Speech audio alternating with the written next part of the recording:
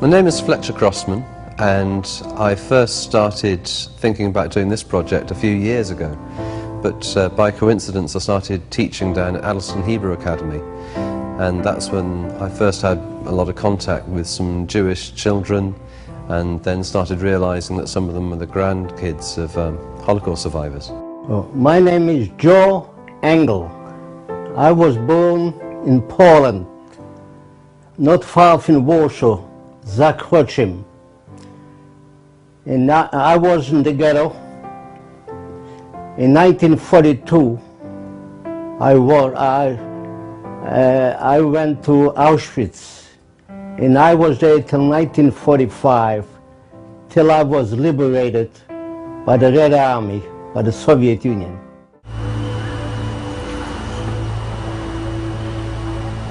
As my mother was shot in the ghetto in 1943, and she was about 100 of people were pulled out from the line and moved them about 50 yards right behind the wall, and they'd execute them for no reason. And then they came and picked up several youngsters. We had to pull the bodies, put gas on them. They gave us gas. They didn't want to leave any signs, and we had to burn the bodies. And that was in the evening, while the SS didn't watch. I pulled out my mother's corpse, and I hoped, well, maybe I can give her burial later on at night. And this SS man happened to see it, and he came up to me and hit me with his, had a whip, and he said, "You put the body back." I didn't want to tell him it's my mother, because he would have probably shot me too.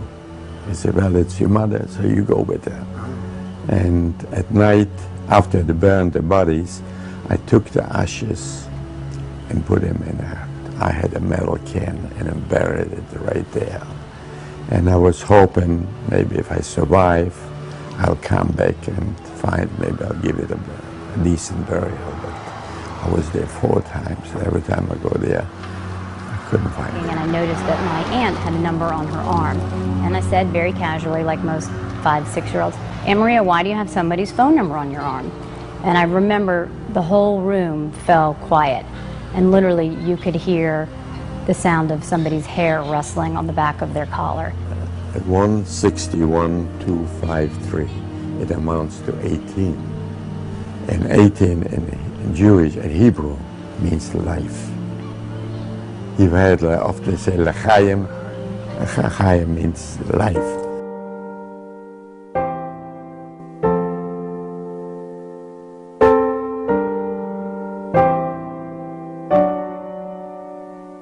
First they came for the communists, and I did not speak out, because I was not a communist. Then they came for the socialists, and I did not speak out, because I was not a socialist.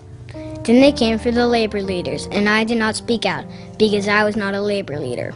Then they came for the Jews, and I did not speak out, because I was not a Jew. Then they came for me, and there was nobody left to speak out for me.